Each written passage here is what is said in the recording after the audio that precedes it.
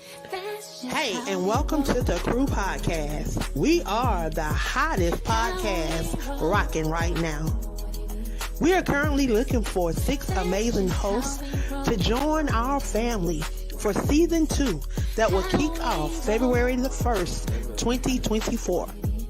If you're looking for an opportunity to allow your voice, your perspective, and your brand to be heard around the world and seen around the world, then join the Crew Podcast.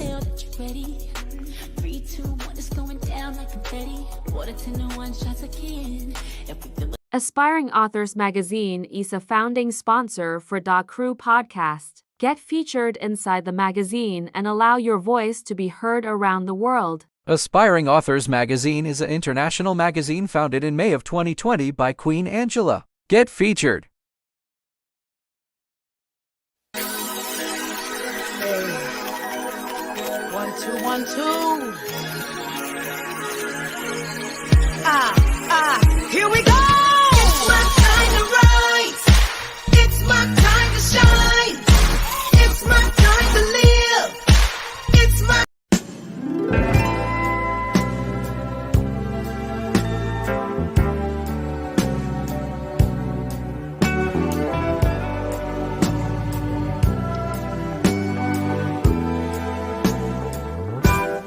turn off the lights and light a candle. Tonight I'm in a romantic mood. Yeah. Let's take a shower together. I'll wash your body, wash mine, yeah. Rub me down in some hot oil, baby, yeah. And I'll do the same thing you. Just turn off the lights, come to me.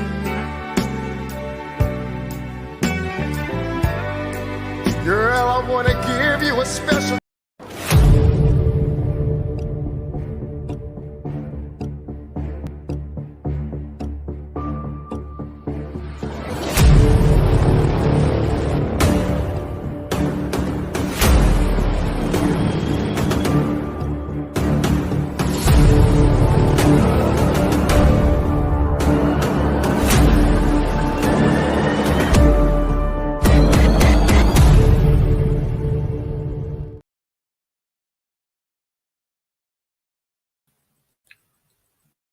A lot of time we think that things don't happen because they don't happen to us. And then when we hear about them, it seems like it's also real. But it's been going on for years, decades. And I'm just at awe of some of the things that I come across. But I don't put anything past anyone anymore just because of what I've been learning on this journey, working with the Free Texas campaign and these individuals at TDCJ. So today, y'all, like every Monday, I take this opportunity to allow those that are incarcerated and those that have been incarcerated an opportunity to come on and share. They can share about their case. They can share about their situations, their living situations, their mental situations. They can do encouragement, whatever they're led to do. It is their 30 minutes, and I give them the flow. So that's why I went on a little early, so I could get all of the logistics out of the way so that when the caller calls in, they'll be able to utilize the platform for their whole 30 minutes.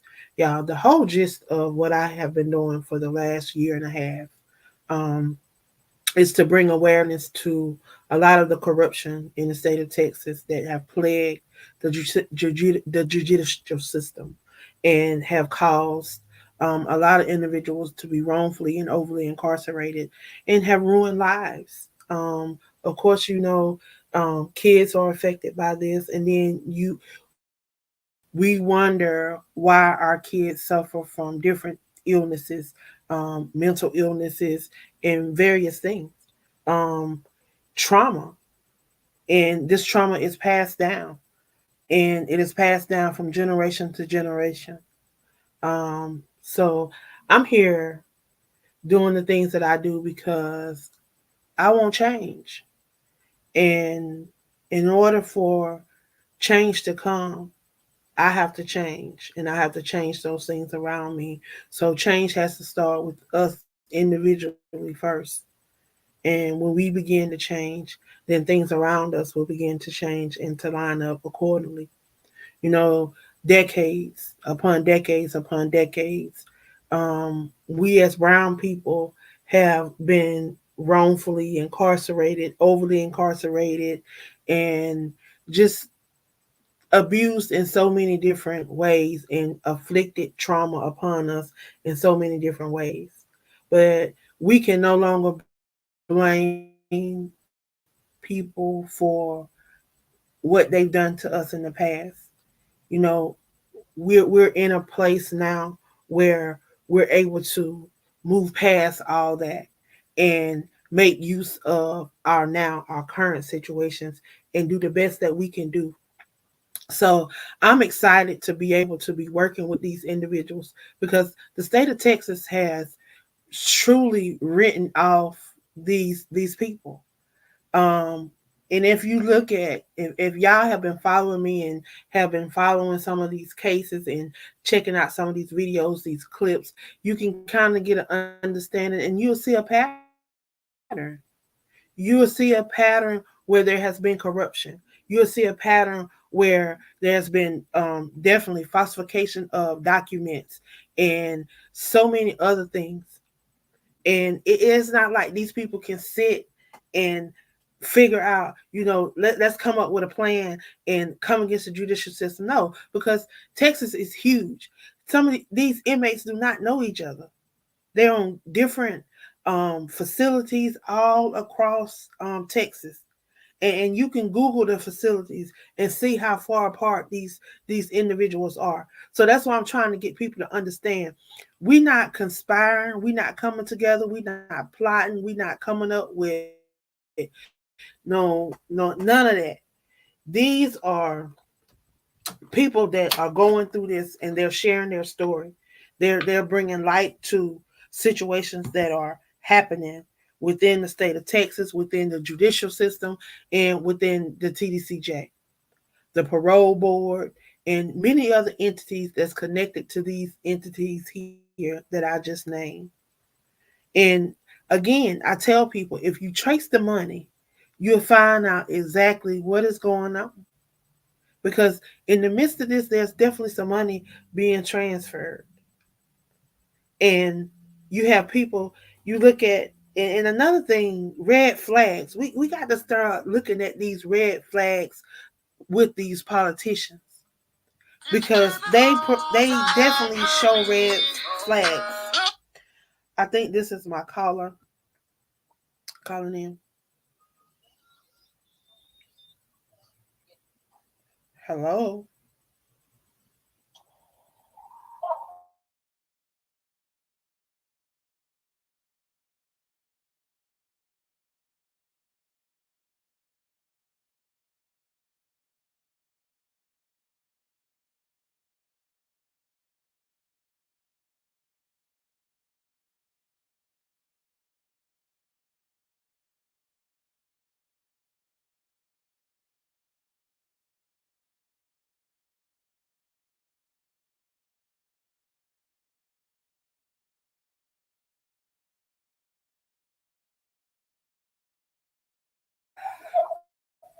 So okay, y'all, I apologize, but again, like I said, that was our guest for today, calling in. So I wanted to go ahead and get you guys to go ahead and share this out in your circle of influence while I bring him up and allow him to introduce himself and share however he's led on today. So, guests, if you would please introduce yourself. Tell those that are tuned in who you are and where you're calling from. Okay, my name is Jonathan Williams, and I'm calling from John B. Colony Unit in Kennedy, Texas. I've been since 06. I'm currently a prisoner here, and I would want to talk about different things as far as what's going on around the prison reform system and different things for us, the betterment of prisoners. You know what I mean? Right. So, where would you like to start? Like I say, the floor is yours for you to share however you are led to share. If you want to talk about your case, how you ended up in TDCJ, if you want to talk about the current issues, because I know that there are a lot of things that are going on within TDCJ. Just from talking to other inmates, I have just been seeing a influx in suicides and various other things. So how you want to share today? What would you like to talk about? Would you? I mean, I can start from the basics and we can go from there. Like about myself, I mean, everybody know I finished 55 years for a murder, accidental murder. I actually killed one of my girlfriends by accidental, and it was kind of like, I was high off of drugs, partying, and the lifestyle I had prior to prison. I've been going on already 20 years that I was kind of partying, and I was missing the lifestyle and the gangbanging and all this stuff. Kind of led me to being incarcerated, and I wish I could go back and change, but the way the court system is, it's like you can't take something back that you've done, and you just got to learn how to do it and move forward. And as far as that, since I've been here, I have learned, and I help a lot of guys down here to try to deal with different things I have dealing with. Like I said, I've been gone already 20 years, and I've been fighting this because sometimes even though an accident will lead to, like, people automatically assume that people like this are you, family, friends, like they leave you alone and they don't mess with you and talk to you. So it's kind of hard on the prisoners because a lot of times, like me personally, I've been down here. I went through a lot of like emotional stress, bondage. I was mad at myself because like an accident and you wasn't really trying to do something. You do it, and like I said, that from being under the influence of drugs and alcohol, you become a different person. And over the course of time, I feel like a lot of influence, like drugs and alcohol, a lot of people come at different people, and a lot of Texas prison, like I said, there has been a lot of dying, and they have to do drugs in here, and everybody's like using it, changing the mindsets of different individuals and stuff. You know what I mean? And to me personally, I'm like, I want to change the prison culture, and that's what I want to embrace for youngsters nowadays. To change the prison culture about that, and bring awareness to people out there in the world, the free world, about what we're going through and how to deal with different emotions, stress, bondage, and all this different things about how the people think about the prisoners. Because a lot of people don't feel like they can come down and change. For one person, I come down and change. I felt that I was stuck down here. I was going to die down here because that's the point I pushed everybody away. I never was suicide on anyone like that, but I want to push everybody away onto I just want to do prison time, and like I didn't care what happened out here. And then come part of being a gang member and surviving out here, it wasn't really popular. And like I want to, like you said, I don't know if you take suicide by homeless. I wanted somebody else to take me out as far as me doing to myself. And it took a little while to look for better things with God's help to overcome that path that I was saved, which teach a lot of classes. I kind of embrace use about changing it and kind of get personal testimony about what I did through and my progression through the prison system. And it's still a struggle every day. It's still a fight because some guys are like they're lost and everybody looking for something to hold on to or build. And it's kind of hard because sometimes like it's this embracing like recidivism or like the change for us in different. What I say, events or different classes to help better ourselves, because that's one thing we never had as just students. They didn't have nothing. It seemed like they didn't have nothing to help you do change and want to build something for the future and stuff. You know what I mean? You sound young, Mr. Williams. May I ask how old were you when you when you were first incarcerated? And how long have you been down? Well, I was first caught at 24 and I'm 44 right now, so back in 20 years. And it's like, I'm young, but I mean, I'm not young. I wish I was. I'm still the age of pain and growing up and growing up in prison, you know what I mean? Right. So it's kind of like,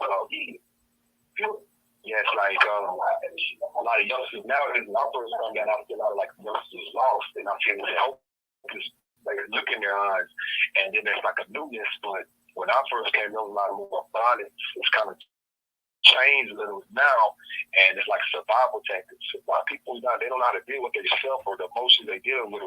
Like especially they giving away a lot of time now. And a lot of people have these violent crimes, and it's hard on them, and they go to drugs, alcohol, and unnecessary stuff up prison. You know what I mean? And they're losing their self. It's a lot of suicide rates out here. Like I didn't have like Shelly's, they killed themselves, and I was talking to them, trying to put them up, but they're worried about the world because family members don't send them money, don't support them or help them out, or biggest thing is like they have a friend or companion. I know I moved on or I got pregnant, and they don't know how to deal with it.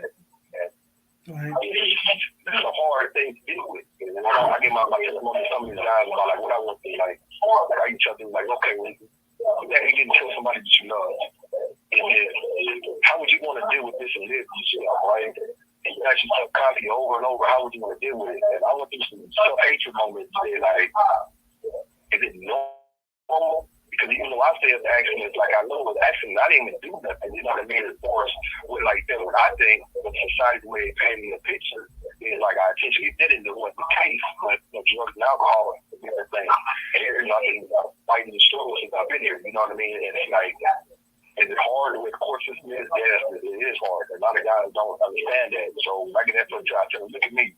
I still have to wake up with a smile on my face. And it took some moments, but you know what I said? I doubted God. God has changed my life to change on my family and friends, people, my support people back to me. And I can say that I'm me. Most of the person I am, I can get back to other people. You know what I mean? Right. So since you've been incarcerated,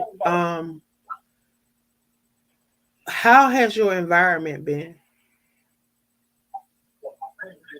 Well, I guess my first came down like World War 2003 to my first came to this unit, we went about it like a gateway unit, understanding how drugs, like I mean, it was like officers beating the inmates, a lot of stuff like that. So when I first came, I had to adapt to my environment, and you had to get in that mindset. And where I was at, it was people with Charlie the G3, anybody in the labor section, the whole building. People got to getting stabbed, killed, like thrown off. Got 3 persons thrown off the road and little about it. And like I remember the first day I got to the site, I seen a dude get stabbed at the Shelly Sport, and like I was like, oh, it's kind of like, wow, like how do you learn from this? Like, wow, like, what am I supposed to do? And the dude was stabbing the guy. He looked at me, and I just kind of like in prison, like he said, I didn't see nothing type look. You know what I mean? And it's kind of crazy that you don't want to witness, not like that, but that's the start of the environment that you're dealing with. And it's kind of like, wow, like I asked myself, man, what I did, what I got myself involved in, like, what am I at, and this is my new home, and this is how I deal. And since I'm there, constantly getting in trouble. Like, I'm getting caught with phones after phones, fights, gang activity, a bunch of different stuff that I shouldn't have been participating in. Like, it was just surviving in my environment. Everything you think is right is wrong. And it's like, it's not normal. You see 50-year-olds still like trying to fist fight. Like, who does that? Who do you think that's possible in the real world? A lot of people don't understand that. And that's the normal to solve every situation. And it's really not. You know what I mean? But that's just the environment we live in, Wow. So those that are tuned in today, what would be your message to them? Well, I would say to ladies and gentlemen everywhere, it's one thing I can say you can change by how you look at situations, change how you focus on yourself, and change how, like, whenever a situation is about, have a foundation for God first. And those unbelievers have a foundation that should put forth together change and building yourself. Don't look at the negative, look at the positive. I was kind of like saying, believe in yourself and focus on self. Find some activities that will keep you encouraged, keep you focused on the productivity and positive change. You know what I mean? And stay in school, stay in something that you never do with more like the ignorant stuff, the ignorant people. Like what I do, I was like I tell myself like down year round. You know, it's great. It's a word we use every day. We use it in a sense we kind of repeat it with each other. It's like everybody got to bring the word and how to spell it and come down. We always focus on working out, and you know, we start with our prayer circle. It's something that we try to do to build a positive community and stay around those and one of their homes instead of being around the negativity. You know what I mean? Right. I'm sitting here.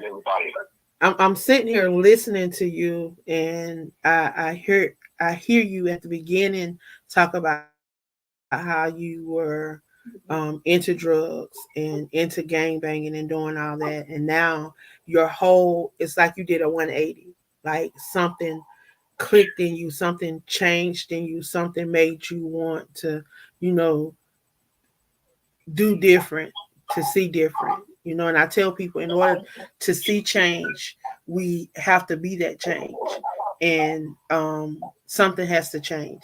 So I hear you. Through this process, through this journey, what has been available to you through TDCJ, or if you've had to do all of your rehabilitation on your own? Well, I mean, the first, I mean, he just started. I mean, I could say, even though I was negative on my attempts to pass, I got a couple of trades, I got like a bunch of certificates, and I got college. It seemed like we had to self-help and do it ourselves. And by me having so much time, I couldn't really participate in some of the other classes that they offer. You got to be with the 5-year parole, you got to be in something like that. So they offer certain trades at the beginning. Everything else got to be done out, or you got to do it yourself. Recently, they have a lot of programs now that they're more focused on individuals changing, like from a bunch of William self-help, like a bunch of self-help class and teach a person that's going on, then it's better ways, and they actually implement it before they wasn't doing that. But it's what they can do on later. I have a lot of classes and they have like jobs out there, put you in all types of different things that help change, especially when we got the tabs. We got the tabs and kind of change the format of how you do time. You know what I mean? Wow. Judy Williams say, keep your head up. Diana Rivas, stay focused, kinfolk, love, egg. Thank you for the shout out. Thank you. Well, I definitely I appreciate you coming on and sharing and being transparent and allowing people to see your transformation, because, you know, the state of Texas have truly failed a lot of people when it comes to the judicial system, the parole board, as well as TDCJ. I've had so many complaints on the food. I've had so many complaints on the living conditions and medical and just various things that, you know, just basic human rights that just need to be observed. And it just saddens my heart. But I take it. I don't take it lightly. I'm constantly writing these legislators. I'm constantly writing the executive directors, and letting these, every time somebody reports something to me, I'm reporting it to them. And I'm tagging everybody in emails so that they know that, hey, y'all need to address this. And I'm pleading to those that are listening, those that will hear this as a replay. Make sure that you are reaching out to your legislators. Make sure that you're reaching out to your representative, to your sorry governor, Abbott, because he is full of crap. Every It seems like every bill, every law, everything that come up before him, he wants to veto it. Anything that has to do with the judicial system, he wants to veto it. And it's sad, because half of you guys have been railroaded, first of all, with these over sentencing. And you look at, I look at some of these cases, I hear some of these cases, and I think about, if you were in another state, you would be on probation. You would have time served, That's what they or told me if I was in the other you state, I know, would have got like 10 years. You know what I mean? there's just this different stuff. Like I'm sitting here, I mean, you talk about a man that killed George Floyd. He got 12 years in federal prison. 12 years in federal prison. Yeah. You know, and it's countless others. But it's just sad because we look at the attorney general in the state of Texas just got acquitted from being impeached when he should have been impeached. This man having a whole affair, and the mistress comes into the state capitol, and his wife is a senator sitting on the Senate floor, and they stopped the lady from even going to even testify. But y'all brought her there. Y'all let the world see that she exists. So I mean, they really don't make no sense. But I'm sick of them throwing the can down the road and tossing over rocks and leaving stuff unturned. I'm a very strong faith believer, and I believe that God didn't drop this in my lap because I'm all the way in South Carolina. I've been doing this for over a year and a half, all the way from South Carolina. I never set foot in the state of Texas, don't know nothing about Texas, but this was dropped in my lap, and I've been going hard and trying to do the best that I can to bring awareness to this. I'm telling you, I'm doing a project right now in school. I'm working on my master's, and I'm spreading your message down here with a lot of guys out here too, to get up and walk. There's a lot of guys that have stories that need to be heard, and that's one thing we're not being heard. And like everything's been hidden, be secluded behind herself. You know what I mean? And that's what's going on down here. You know? Well, I'm gonna be dependent on you to. Well, I'm definitely gonna be dependent on you to get some more guys from over in your area to come on and share and see what. Like I say, in January I will be in San Antonio. We're gonna be doing a rally, a march. We're gonna be marching from one location to City Hall. We're gonna rally at City Hall, and then we're gonna go back to that location where we started and have a community event where we're gonna have different organizations out there that can help different families with different things depending on what it is, because it's so much that's affecting our families. People don't understand that it's a systematic injustice and racism that's taking place, whether people want to believe it and accept it or not. It's just another form of slavery, and it's time for it to end. It is definitely time for it to end.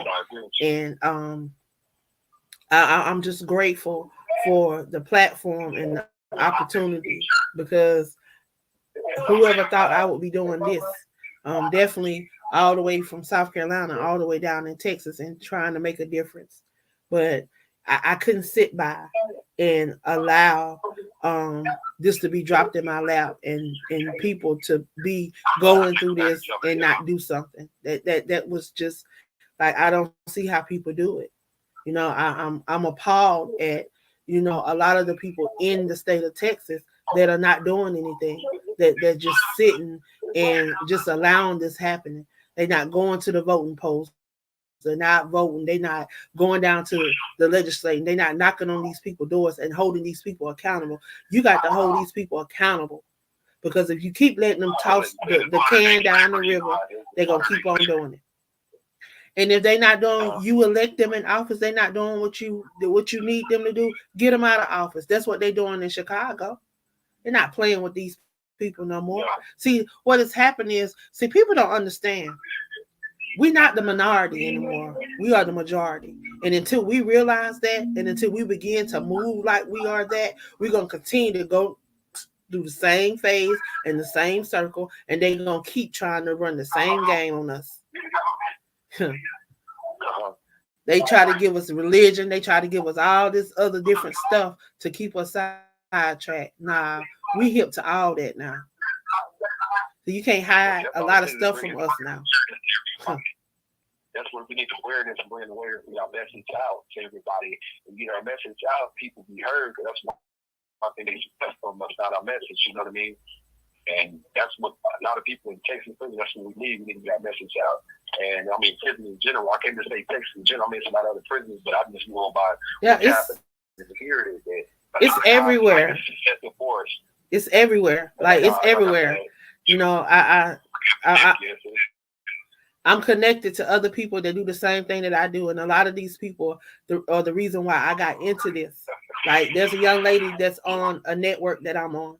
She every Sunday, this is all she talk about. Last night she was talking about some guys down in Alabama, and all the stuff that's going on in Alabama. We talk about how y'all state of the good old state of Texas, the good old county, Harris County, just got $11 million to ship inmates to Mississippi. Why? When you could be using that money to do reform. Why? When you can be using that money to reform the prison system, to reform the parole board, and to correct all this wrong that y'all have done to these people. Like, really? Kids in prison, they spend more money on like the pigs and the cattle and don't give us AC. Like, these people were dying during the summertime when we had this record breaking heat. They say they spend more money on the animals compared to giving us money for the AC systems. A lot of units don't have AC systems. So they got all their priorities messed up. But people keep voting these same people back in office. Ain't no way these same people would be getting back in office. Now, if man, I'm telling you, if I was in the state of Texas, I'd be running for somebody's seat. They wouldn't be sitting there, keep getting back in the office and doing the same thing. For what? When my loved one's sitting in prison and about having heat stroke. Now, a young lady over there in the hobby unit, she said the coldest water they can get is out the toilet in the summertime. Who drinking out the toilet? Man, please. I mean, it is hard like that. Yes, it is. That's crazy. You don't put people through. Man, come on, man. We living in the 21st century. We not living back in them days. And if Greg Abbott think that this is how people that break the law should live, no, you're violating all their human rights. And we as family members, we got to speak up. We on the outside. When they tell us something is going on, we got to document it. We got to send letters to these people and tag people in the email so people can see the paper trail, because that's what I do. And they can't say I didn't get it. So when the ombudsman respond and say, oh, you already tagged so-and-so, this is the person that, yeah, you see, everybody know. I ain't playing with them. And that's what we got to get to a point to where these people know that we are serious. And it's not a game. When it come down to your loved one, it shouldn't be a game. It should not be a game. That's all we ask for, is to be treated right and have the right opportunity to everybody else, like to be civil, like, you let us committed crimes and came here. And, I'm not going to speak for everybody because this is bad acting either. This is how it goes. But for other people that here and trying to better themselves, I mean, that's what we ask, and they don't seem to want to do that. And they have to have a system in place where they can identify who wants to be rehabilitated and who don't. I mean, you can identify. Now, you ain't got to keep pressuring nobody to do nothing. If somebody want to do it, they're going to do it. So that's how you determine. That's how you determine who wants to be rehabilitated, because everybody can be rehabilitated. It's a proven fact. And then you talk about all these juveniles, and then you talk about the age of these people when they're getting incarcerated. Most of these people are getting incarcerated under the age of 25. And under the age of 25, they not even fully, their mind is not fully developed. It's been proven. 16 to 25, and they act like, okay, you spend 20 years in the system. It's a proven fact that anybody spend over 20 years in the system that you can change, and you keep us not there. They want to utilize the parole system, and they post their bills after bills. A lot of people, like, they got to take people down here to try to fight for our rights for that, but these people been locked up on too much time for crimes they committed. But right, other states, if you do the same thing, you only get 12 years, 5 years, or you can come home for 15 years. Like, Texas is not what's up with that. You know what I mean? Like, I'm going on 20 years and counting, and it's like, I mean, I want a second chance of life. That's all I ask for. That's what I pray for every day. I want to be able to leave behind my legacy, and I grew up. I used to be a kind of messed up, real bad person, but I kind of grew up and changed. And when I went out of life, I wanted something better. I want to be able to give back and even tell other people about my struggles in my life cycle, so they won't have to go through it, you know. And That's it seems it. like I became a young man, now I'm turning into an old man, you know. Back problems, knee problems, you know, all types of stuff that I shouldn't be having, you know, down here for the kids' condition here. But you know, it's this. I think it should be a better way or a different system in place, but you know, and that's what we got to work on together. You know what I mean? That's it. That's it. Well, I tell you, I'm definitely I'm gonna keep kicking the can around until somebody answer that door and do what they supposed to do. Because it's time for these people to be held accountable. They can enjoy their families, they can enjoy and create memories. It's time for some of these people to come home. You have 1 minute left. And be able to Okay, man. I have 1 minute. I'm about to have to go. I mean, I'm gonna have time to give them my address. Anybody want the right support? I'm looking for all the support, help. Anybody that's interested in my story or you know want to get to know more about me, I can have my sister give you the information and how to contact me or I don't know if you have it up there. And you know, other than that, I mean, thanks for the opportunity to be able to express myself and anything. I will be referring other people to you. You know what I mean? All right. Well, I thank and all you. the listeners, thank you for your support system. Well, we definitely going to be sharing his information. Of course, y'all know if y'all want to write them, you have to write to the P.O. Box. I think it's P.O. Box 99.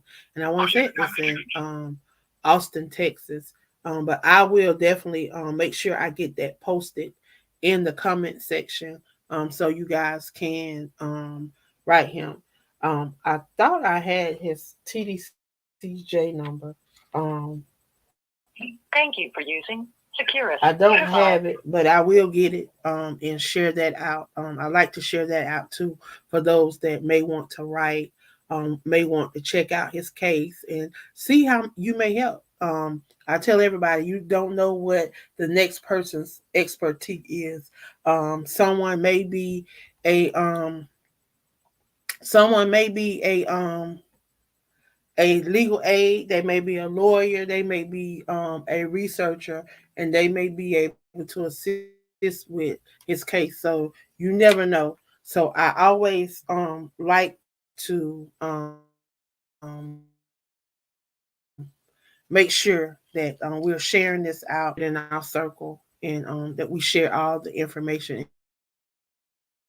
in case people want to dive in and do a little more research and see how they can help. Again, I thank you guys for all of your support.